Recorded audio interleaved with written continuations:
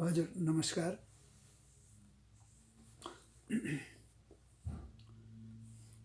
युवराज शर्मा गौतमद्वारा लेखिएको तीर्थ पर्यटन पुस्तकको अडियो रेकर्ड प्रस्तुत गर्दैछु। तीर्थ पर्यटन तीर्थ सम्बन्धी सैद्धान्तिक विवेचना नेपाल, भारत तथा तिब्बतका प्रमुख तीर्थस्थलहरूको परिचयात्मक विवरण। लेखक युवराज शर्मा गौतम। प्रकाशक तथा वितरक एक्मी ग्लोबल पब्लिकेशन्स, प्रालि, बागबजार, काठमाडौँ।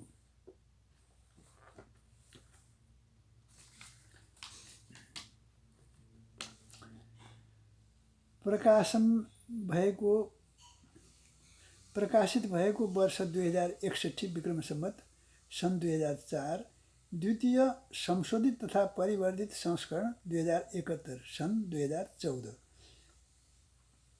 मूल्य रु 550। यसलाई आफ्ना मातापिता को स्मृतिमा समर्पण गर्नुभएको छ लेखकले। समर्पण परमादरणीय तथा प्रातस्मरणीय स्वर्गीय पिता श्री जीवनाथ उपाध्याय गौतमज्यू र ममताकी खानी वात्सल्यमयी स्वर्गीय माता श्री कान्ता देवीज्यू, जसले जीवनभर अगाध माया ममता र स्नेहका साथ लालन पालन गरी हुर्काई शिक्षा दीक्षा दिई ढाडस र सतत प्रेरणा दिनुभएको हो, उहाँहरूकै चरण कमलमा प्रस्तुत कृति सादर समर्पित। युवराज शर्मा गौतम। तीर्थयात्रा यात्रा जीवनमा अजस्र गरिने यो ज्ञानको सार हो। घुम्नु तीर्थहरू प्रसन्न मनले यो मोक्षको द्वार हो। यात्रा जीवन लक्ष्य हो र जनको गन्तव्यको मार्ग हो। ती पुण्यस्थलको गरौँ भ्रमण यो सज्ञान भण्डार हो। देवस्थल पुर्खा पौरखका धरोहर यिनी आस्था र विश्वास हुन्। हाम्रा पूर्वजका कलाकृति महान आराध्य हुन्, पूज्य छन्। देवादि स्थल तीर्थ मन्दिरहरू गुम्बा र ती देवता गर्छन् रक्षण राष्ट्रकै हरघडी, राखी सधैँ एकता, राखी सधैँ एकता। अब यसपछि लेखकको परिचय आवरण पृष्ठमा यो बाहिरपट्टि। नाम युवराज शर्मा गौतम, पिता श्री जीवनाथ उपाध्याय गौतम, माता कान्ति देवी गौतम, जन्मस्थान थोरगा गुल्मी लुम्बिनी अञ्चल, शैक्षिक योग्यता MA BL, अध्ययन तालिम अस्ट्रेलियाबाट 6 महिना अवधिको विकास प्रशासन सम्बन्धी अध्ययन, जन्म मिति 3/9/1942, अनुभव लामो समयसम्म सरकारी सेवामा रही विभिन्न जिल्लामा प्रजी अभई काम गरेको र नेपाल सरकारको विशिष्ट श्रेणीको विशेष सचिव पदमा काम गरेको। विदेश भ्रमण, सम्मेलन, सेमिनार र अध्ययन भ्रमणका लागि भारतका अतिरिक्त Sri Lanka, Indonesia, Thailand, Singapore, Philippines, Japan, Australia, USA, UK, हवाई र लेबनान जस्ता मुलुकहरू। मान पदवीहरू गोदवा तेस्रा, शुभराज्याभिषेक पदक, दैवी प्रकोप उद्धार सेवा पदक, जनमत सङ्ग्रह सेवा पदक। लेखकका प्रकाशित कृतिहरू नेपालमा चिया खेतीको विकास, एक विश्लेषणात्मक अध्ययन, अत्रिवंश शतक, अर्को कालीगण्डकी, अर्को ऋतु दर्शन, अर्को र यो तीर्थ पर्यटन अहिले पढ्दैछु। यसपछि उहाँको नैसर्गिक महाकाव्य पनि निस्केको छ, जसलाई युट्युबमा राखिसकियो। मैले सस्वर वाचन गरेर युट्युबमा अपलोड गरेँ र उहाँका सुपुत्र जसले मलाई यो पुस्तक उपहार दिनुभयो र अर्को अगाडि पनि यसअघि पनि नैसर्गिक महाकाव्य पनि उपहार स्वरूप दिनुभएको थियो। श्री सुरेन्द्र गौतमज्यू ले मलाई यो पुस्तक उपलब्ध गराउनु भएको थियो। जुन 5, 2025 का दिन हाम्रो निवासमै आएर, छोरीको निवासमै आएर उहाँले यो पुस्तक प्रदान दिनुभयो। उहाँप्रति हार्दिक कृतज्ञता ज्ञापन गर्दछु। अब डाक्टर स्वामी प्रपन्नाचार्यको शुभकामना छ यस पुस्तकमा। 29/1/2061 मिति छ त्यसको शुभकामना। नेपाली यात्रा साहित्यमा साह्रै थोरै भन्नै नमिल्ने ग्रन्थ तथा लेखहरू लेखिएका छन्। अझ अर्को शब्दावलीमा भन्ने हो भने जङ्गबहादुरको बेलायती यात्रा, यात्रा सवाई आदि साना साना 5-7वटा किताबहरू बाहेक आकार प्रकार आदि सामग्रीले भरिएका यात्रा ग्रन्थ भने निक्लेकै छैन भन्दा पनि अत्युक्ति नहोला। परन्तु असम्भव नभए पनि दृष्टिगोचर भएको छैन। त्यसैले यी वाक्यावली निरर्थक नहोलान् भन्ने ठानेको छु। युवराज गौतमजीले प्रथमपटक बृहदाकार एवं पठनीय र मनन गर्न योग्य सामग्रीहरूले परिपूर्ण तीर्थ पर्यटन नामक यात्रा ग्रन्थ लेखेर नेपाली साहित्यको बृहदाकार यात्रा ग्रन्थ लेख्नेहरूमा उहाँ पहिलो पङ्क्तिमा उभिनुभएको छ भन्दा अतिशयोक्ति नहोला। तीर्थ पर्यटन कैयौँ दृष्टिकोणले अग्रपङ्क्तिमा उभिन पुगेको छ। पहिलो दृष्टिकोण प्रस्तुत गर्दा आजसम्म तीर्थाटनको बारेमा लेखेको देखिएको छैन, त्यसैले यो ग्रन्थ पहिलो हो। दोस्रो, नेपाली भाषामा यस ढङ्गको यही ग्रन्थ हो।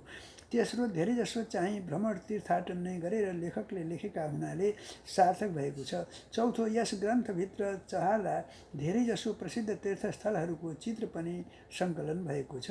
पाँचौँ, नेपाल र छिमेकी भारतका प्रसिद्ध तीर्थस्थल र सिद्धपीठहरू धेरै समेटिएका छन्। प्राय भारतका प्रसिद्ध तीर्थहरू पनि कलमीले नछोडेको हुनाले कलमीको खुट्टा र आँखाले देखे जति लेखक युवराज शर्मा गौतमले यथार्थ चित्रण गरेको पाएको छु। छैठौँ, नेपाल, भारत र तिब्बतमा पर्ने तीर्थहरूको सामान्य र विशेष परिचय यसै ग्रन्थमा प्राप्त हुनेछ। सातौँ, विद्वान लेखकले सकेसम्म हम्मे गरेर वेद, उपनिषद, पुराण तथा अन्य शास्त्रहरूको प्रमाण जुटाएर ग्रन्थलाई पठनीय बनाई पाठक र वाचक वृन्दलाई यथेष्ट सामग्री दिने प्रयास गर्नुभएको छ। आठौँ, नेपाल र भारतमा ती तीर्थहरू कहाँ कहाँ छन् त भन्ने जिज्ञासु जनमन शान्त गर्न दुवै देशका मानचित्र पनि दिएका छन्। उपर्युक्त विषयहरूले भरिभराउ तीर्थ पर्यटन ग्रन्थमा जम्मा 3 अध्याय छन्। प्रथम अध्यायको नाम तीर्थ तत्त्वमीमांसा, ज्यादै पठनीय र मनन योग्य छ। दोस्रो अध्यायमा तिब्बत स्थित मानसरोवर, कैलाश र भारतका प्रमुख 40 भन्दा बढी तीर्थहरूको वर्णन भएको छ। तेस्रो अध्यायमा नेपालभित्र पर्ने मुख्य 100 भन्दा बढी तीर्थहरूको वर्णन लेखकले मनोहर रूपमा गर्नुभएको छ। सबै विषयहरू पाठक वृन्दका लागि अत्यन्त उपयोगी सिद्ध भएका छन्। यस ग्रन्थले नेपाली साहित्यमा यात्रा साहित्यको श्रीवृद्धि गरेको छ भन्दा सन्देह गर्ने ठाउँ छैन। एतदर्थ लेखक महोदय युवराज शर्मा गौतम धन्यवादको पात्र त भइहाल्नुभयो, साथै यस धरतीमा प्रस्तुत कृतिले उहाँलाई अमर पनि तुल्याएको छ। यिनै शुभकामनाका साथ यस ग्रन्थको प्रचार प्रसारको पनि हार्दिक शुभकामना व्यक्त गर्दै लेखनीलाई यही विराम दिन्छु। ओम तमसोमा ज्योतिर्गमय। डाक्टर स्वामी प्रपन्नाचार्य, सदस्य, राज परिषद स्थायी समिति, मृगस्थली, काठमाडौँ। त्रिभुवन विश्वविद्यालय नेपाली इतिहास, संस्कृति तथा पुरातत्व केन्द्रीय विभाग, विभागीय प्रमुखको कार्यालय। मन्तव्य। मिति 2061-4-1। श्री युवराज शर्मा गौतमले अत्यन्त परिश्रम गरी तीर्थ पर्यटन ग्रन्थ तयार गर्नुभएकाले यसबारे आफ्ना केही शब्दहरू लेख्न लागेकोमा मलाई निकै खुसी लागेको छ। नेपालीमा थोरै मात्रामा भए पनि यात्रा साहित्यहरू झन्डै 125 वर्षदेखि नै छापिएका पाइन्छन्। क्रमशः यात्रा साहित्यका ग्रन्थहरू प्रकाशित भइरहेका छन्। यस प्रकार यात्रा साहित्यमा पनि नेपाली भाषाको वृद्धि भइरहेछ। यो क्रम बढ्दै गए नेपाली भाषा साहित्यको श्रीवृद्धि हुँदै जाने कुरामा शङ्का रहँदैन। महर्षि दुर्वासाको उक्ति छ, व्रजन्नपि तीर्थम पदम खञ्जयामी, अर्थात् पाउ खोच्याउँदै गरेर पनि तीर्थयात्रा गर्दछु। यस भनाइले ऋषिमुनिहरूले पनि तीर्थयात्रालाई कति महत्त्व दिँदा रहेछन् भन्ने स्पष्ट हुन्छ। नेपाली भाषामा तीर्थाटन, तीर्थयात्राको बारेमा धेरै ग्रन्थहरू निस्किएका छैनन् वा मेरो दृष्टिमा नपरेको पनि हुनसक्छ। मैले तीर्थाटन, तीर्थयात्रा सम्बन्धमा पम शिखरनाथको शिखरनाथ भाष्य धेरै पहिले पढेको थिएँ। दोस्रो, मेरो सम्झनामा पण्डित राधानाथ लोहनीको झन्डै 70 वर्ष अगाडि छापिएको मुक सहचर नै आउँछ। म 2030 सालमा श्री बद्रीनाथ केदारनाथ धाममा जाँदा उक्त कृति लिएरै गएको थिएँ। केही फेरबदल बाटोको विकासले गर्दा तलमाथि पर्दथ्यो, तर मलाई त्यसबाट धेरै नै मार्गनिर्देशन पनि भएको थियो। हालसालै बजारमा तीर्थाटन साहित्यका केही फाटफुट पुस्तिकाहरू पनि देखिएका छन्। यो नेपाली भाषा र साहित्यको वृद्धि चाहने प्रत्येक नेपालीका लागि हर्षको कुरा हो भन्नेमा कसैको पनि दुईमत हुन सक्दैन। भरतखण्ड भारतवर्षका गङ्गा र यमुना नदीको बीचको भूभाग, जसलाई उपनिषदमा आर्यावर्त आर्य देश भनिएको पाइन्छ, त्यसै समयदेखि तीर्थयात्राको क्रम सुरु भयो। उत्तर वैदिक कालमा चरैबेती भ्रमण गरिरहु भनिएको र ग्रन्थ तथा गुरु कृपाले मात्र पाएको ज्ञानभन्दा आफूले प्रत्यक्ष देखेको भ्रमणबाट प्राप्त अनुभवजन्य ज्ञान पनि लिनुपर्छ भन्ने तथ्यले अत्यन्त महत्त्व राख्दछ। अर्को शब्दमा पुस्तकको ज्ञान जत्तिकै वा अझ बढी ज्ञान यात्राबाट प्राप्त हुन्छ भन्ने तथ्य जानेर बुझेर नै हाम्रा प्राचीन ऋषि महर्षिहरूबाट तीर्थयात्राको महत्त्व बताइएको हो। पौराणिक कालमा आएर भक्तिमार्ग भक्तियोगको महत्त्व बढ्दै गयो। पद्मपुराण पाताल खण्डमा तीर्थयात्रामा किन जानुपर्छ, तीर्थयात्राको शास्त्रीय विधि विधान के हो भन्ने बारे विशद चर्चा छ। वराह पुराणमा पनि विभिन्न तीर्थहरूको वर्णन, त्यस तीर्थको उत्पत्ति, कथा र इतिहासको विस्तृत वर्णन पाइन्छ। आज विश्वव्यापी रूपमा भएको पर्यटनको विकास, जसमा अरबौं अरब रुपैयाँको व्यापार भइरहेछ, त्यो पनि तीर्थाटनबाटै सुरु भएको हो। गौतमजीले ठुलो परिश्रम गरी तीर्थका भेद उपभेदहरू, तीर्थयात्राका लागि हुनुपर्ने आवश्यक मानसिक तयारी, शुद्धता, अर्धलुप्त र लुप्तप्राय तीर्थहरू समेतलाई दृष्टि दिएर शास्त्रीय वचनहरू उद्धृत गर्दै प्रामाणिक ग्रन्थ तयार गर्नुभएको छ। लेखकले हिन्दू, बौद्ध, जैन तीर्थहरूको वर्णन गर्दा नेपाल र भारतको मात्र नगरेर विदेश स्थित पाकिस्तान, इरान, कम्बोज देश, वर्तमान कम्बोडियाको प्रसिद्ध तीर्थस्थल अङ्कोर भाटसम्म पनि वर्णन गर्न भ्याउनु भएको छ। नेपालका प्रसिद्ध रुरु क्षेत्र, बराह क्षेत्र, पाशुपत क्षेत्र र मुक्ति क्षेत्र जस्ता तीर्थधामहरूको वर्णनका साथै कैलाश मानसरोवरको र अधिकांश रूपमा नेपालीहरू जाने गरेका भारतस्थित प्रमुख तीर्थस्थलहरूको पनि वर्णन गर्नुभएको छ। तीर्थयात्रामा मुहुर्त विचार, ज्योतिषशास्त्र अनुसार तीर्थ प्राप्ति योग र तीर्थश्राद्ध विधि जस्ता विषयहरू पनि प्रस्तुत पुस्तकमा समावेश भएका छन्। चित्तशुद्धिको लागि तीर्थ गर्नै पर्दछ। तीर्थाटनले ज्ञान मात्र होइन, हृदय पवित्र गराउँछ। हरेक तीर्थको आफ्नै नियम छ। शास्त्रोक्त नियम पालना गरी प्रत्येक तीर्थमा स्नान, दान, पूजन र श्राद्ध गर्ने त हाम्रो प्राचीन परम्परा नै हो। तीर्थमा कम्तीमा पनि 3 रात बस्ने, त्यहाँ गर्नुपर्ने कृत्यहरू गर्ने, तीर्थमा पुगेपछि सो तीर्थको महात्म्य सुन्ने काम गर्नुपर्दछ। गङ्गादी तीर्थमा स्नान ध्यान गरेर देह शुद्ध हुन्छ भने 3 अञ्जुली जल पिई अन्तस्करण शुद्ध गर्नुपर्ने शास्त्रको विधान छ। कुनै समयमा सनातनी हिन्दूहरूलाई भारतका धेरै क्षेत्र भ्रमण गर्न शास्त्रले निषेध गरेको थियो, तर तीर्थयात्राको क्रममा भने त्यसमा छुट दिएको पाइन्छ। उदाहरणार्थ, अङ्गबङ्ग कलिङ्गेषु सौराष्ट्र मगधेषु च तीर्थयात्रां बिना गच्छन् पुनः संस्कारमर्हति। त्यसैले तीर्थयात्राको ठुलो महत्त्व रहेको हो। प्राचीन समयमा तीर्थयात्रा गर्न त्यति सजिलो थिएन। त्यस्तो गाह्रो तीर्थलाई दुर्लभ मानिन्थ्यो, तर आजको प्राविधिक उन्नतिले तीर्थहरूलाई सुगम बनाएको छ। एकपटक त्यो तीर्थ गइसकेँ, अब जानु पर्दैन भन्नु हुँदैन, पटक पटक गइरहनुपर्छ। अन्त्यमा श्री युवराज शर्मा गौतमले यति परिश्रम गरी तयार गर्नुभएको यस पठनीय ग्रन्थ रत्नको अध्ययनबाट केही लाभ सबैले उठाउने नै छन्। उहाँको यस प्रयासलाई स्वीकार्दै सम्पूर्ण तीर्थाधिदेवहरूले तीर्थयात्राकै शुभफल दिउन् र यसबाट पाठकवर्गले पनि फाइदा उठाउनु हुने नै छ भन्ने विश्वास लिएको छु। सही मुकुन्दराज अर्याल, प्राडा मुकुन्दराज अर्याल, प्रमुख, नेपाली इतिहास, संस्कृति तथा पुरातत्व, केन्द्रीय विभाग, त्रिवी, कीर्तिपुर। अब अर्को शुभकामना छ, युवराज शर्मा गौतम र तीर्थ पर्यटन भन्ने शीर्षकको।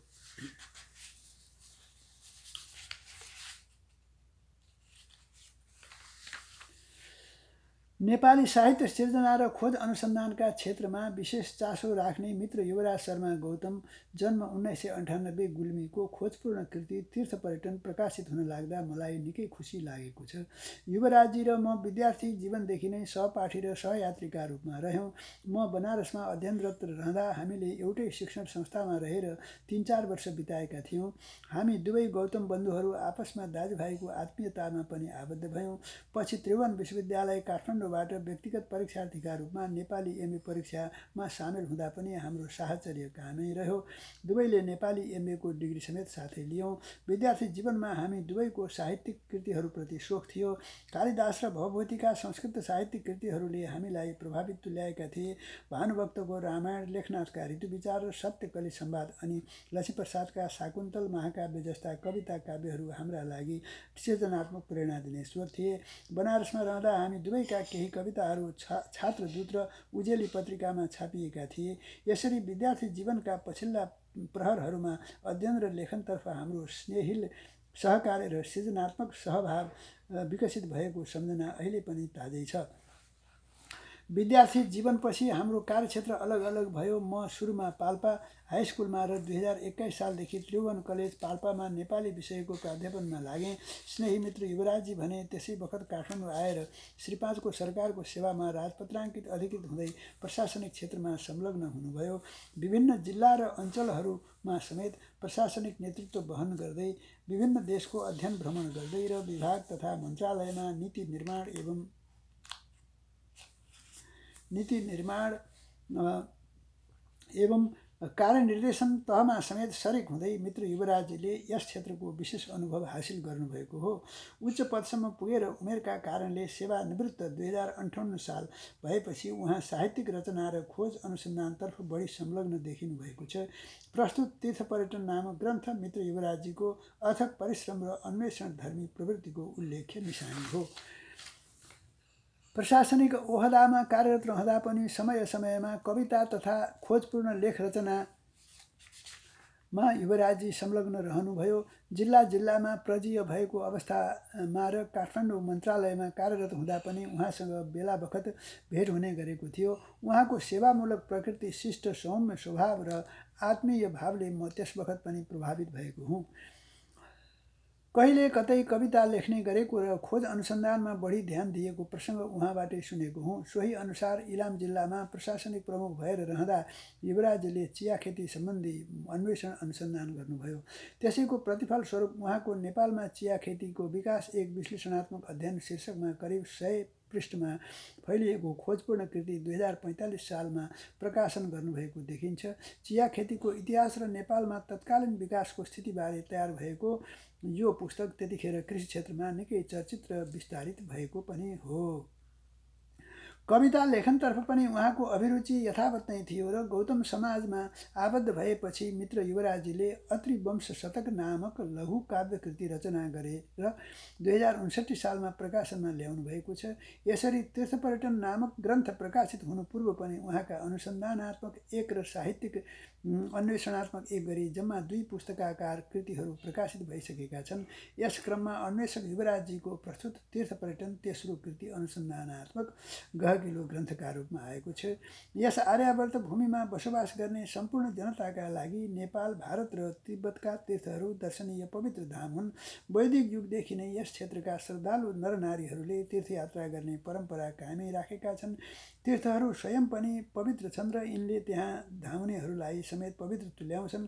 हाम्रा धार्मिक ग्रन्थहरूले पनि तीर्थयात्रामा जाँदा पाइला पाइलामा अश्वमेध यज्ञ गरेको फल प्राप्त हुने बताएका छन्।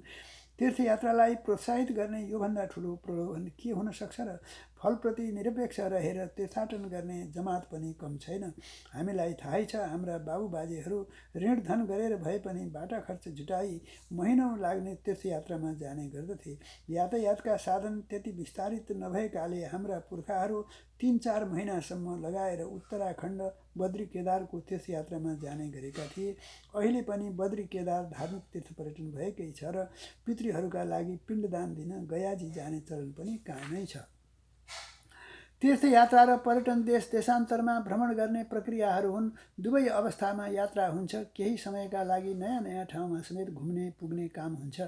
उद्देश्य भने दुवैमा फरक फरक छ। तीर्थयात्रामा धार्मिक लक्ष्य हुन्छ, पुण्य आर्जन गर्ने र पाप कटनी गर्ने उद्देश्य निहित रहन्छ। पर्यटनको उद्देश्य चाहिँ नयाँ नयाँ ठाउँमा घुम्ने पुग्ने काम हुन्छ र भौगोलिक तथा सांस्कृतिक अवस्था र जीवन पद्धतिको बारेमा अनुभव सँगाल्ने र विविध दृश्यको अवलोकन गर्नेतर्फ केन्द्रित रहेको पाइन्छ। तीर्थाटनमा तीर्थ वा धार्मिक क्षेत्रको मात्र भ्रमण हुन्छ भने पर्यटनमा अध्ययन भ्रमणको लक्ष्य रहने हुनाले तीर्थमा मात्र सीमित हुँदैन। वर्तमान युगमा पर्यटनका दृष्टिले भ्रमण गर्ने प्रक्रियामा विस्तार हुँदै गएको पनि छ। अन्वेषक युवराजीले यस कृतिको नाम तीर्थ पर्यटन राख्नुभएको छ। तीर्थ र पर्यटन दुई अलग अलग शब्द हुन् र यिनले स्वतन्त्र अर्थ दिन्छन्। यहाँ तीर्थको पर्यटन, तीर्थको लागि पर्यटन वा तीर्थमा पर्यटन भन्ने अर्थमा तत्पुरुष समास भएर तीर्थ पर्यटन शब्द निष्पन्न भएको छ। यसरी तीर्थयात्रा र पर्यटन गरी दुवै उद्देश्यलाई समाहित गरेर शीर्षकको चयन भएको प्रतीत हुन्छ। एक पन्थ दो काज भने जस्तै दोहोरो अर्थलाई समेत तीर्थ पर्यटनले सङ्केत गरेको छ। पर्यटनको महत्त्व बढेको र पर्यटन व्यवसायलाई राज्यले समेत प्रोत्साहित गरेको अवस्थामा दुवै पक्षलाई एकै ठाउँ राख्नु बढी सान्दर्भिक पनि हुन्छ। यसै गरी तीर्थ र पर्यटन भनेर द्वन्द्व समास गर्दा पनि तीर्थ पर्यटन शब्दले तीर्थयात्रा र अध्ययन भ्रमण दुवैलाई एकैसाथ व्यक्त गरेको छ। यिनै सन्दर्भलाई सोचेर नै मित्र लेखकले प्रस्तुत ग्रन्थको नामाकरण तीर्थ पर्यटन शीर्षकबाट गरेको स्पष्ट हुन्छ। तीर्थ पर्यटन ग्रन्थलाई 3 अध्यायमा संयोजित गरिएको छ। प्रथम अध्यायमा तीर्थ तत्त्व मीमांसा, द्वितीय अध्यायमा तिब्बत तथा भारतका प्रमुख तीर्थस्थलहरू अनि तृतीय अध्यायमा नेपालका प्रमुख तीर्थस्थलहरू भन्ने विषयगत शीर्षकहरू रहेका छन्। तीर्थ तत्त्व मीमांसामा तीर्थ र तीर्थयात्रा सम्बन्धी सैद्धान्तिक पक्षको विस्तृत विवेचना गरिएको छ। तीर्थयात्रा कस्तो यात्रा हो, तीर्थ केलाई भनिन्छ, तीर्थका के कति भेद उपभेद छन्, तीर्थाटनका प्रयोजन र फल के हुन सक्छन्, यस्तै विविध प्रश्नहरूका शास्त्रसम्मत प्रामाणिक उत्तरहरू यस खण्डमा समाहित भएका छन्।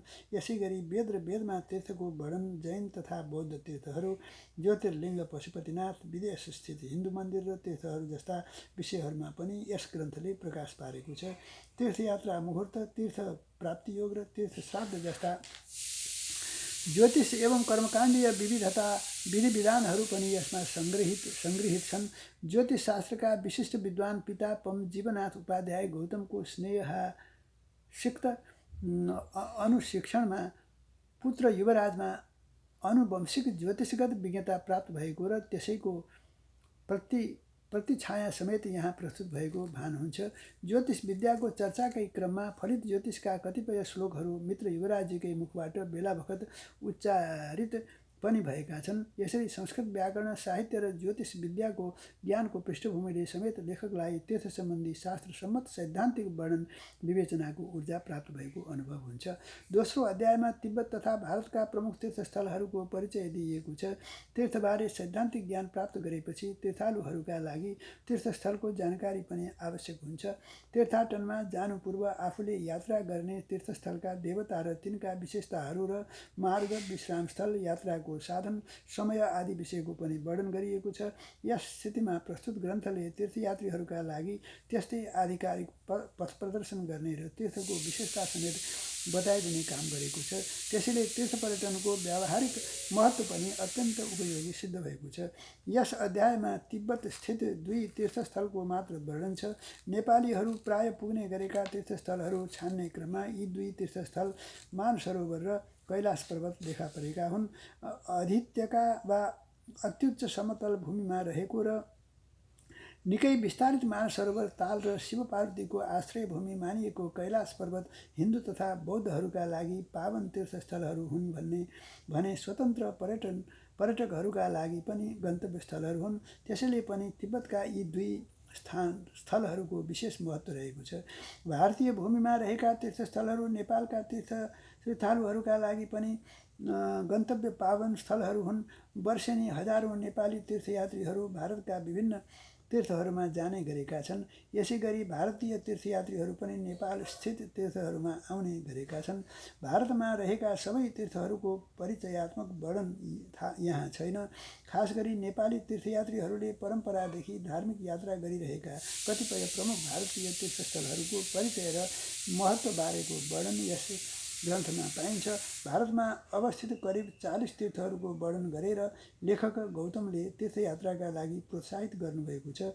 यस ग्रन्थमा उल्लेख भएका केही प्रमुख तीर्थस्थलहरू हुन्: अमरनाथ, वैष्णोदेवी मन्दिर, यमुनोत्तरी, गङ्गोत्तरी, केदारनाथ, बद्रीनाथ, हरिद्वार, ऋषिकेश, मथुरा, वृन्दावन, प्रयाग, काशी विश्वनाथ, विन्ध्याचल, अयोध्या, गया, कलकत्ता, काली मन्दिर, गङ्गासागर, जगन्नाथपुरी, तिरुपति बालाजी, काञ्ची कामकोटी पीठ, कामाक्षी, रामेश्वर, सत्य साई बाबा आश्रम, मीनाक्षी मन्दिर, सोमनाथ मन्दिर, द्वारका र पुष्कर तीर्थ आदि। यस प्रकार अन्वेषक युवराजले भारतस्थित केही प्रमुख तीर्थहरूको अवस्थिति, त्यहाँ प्रतिष्ठित देवता, धार्मिक तथा आध्यात्मिक महत्त्व र विशेषताहरूको वर्णन गर्नुभएको छ।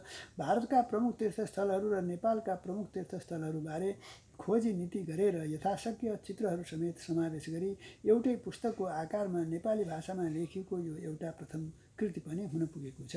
यस ग्रन्थको तेस्रो अध्यायमा नेपालका प्रमुख तीर्थस्थलहरूका परिचय र विवरण समेत दिइएका छन्। नेपालका तीर्थहरूबारे राम्रो जानकारी दिने हुनाले यस अध्यायको विशेष महत्त्व पनि छ। यस खण्डमा नेपालमा पूर्व मेचीदेखि पश्चिम महाकालीसम्मका लगभग 100 भन्दा बढी तीर्थस्थलहरूको परिचय र विवरण रहेका छन्।